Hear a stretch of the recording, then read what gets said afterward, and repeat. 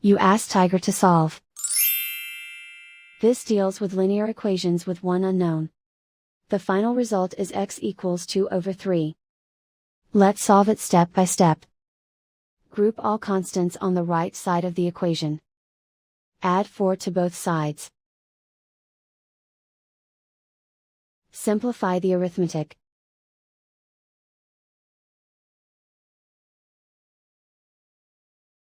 Isolate the x. Divide both sides by 6. Simplify the fraction. Find the greatest common factor of the numerator and denominator.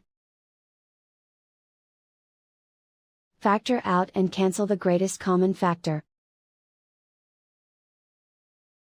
And so the final result is x equals 2/3.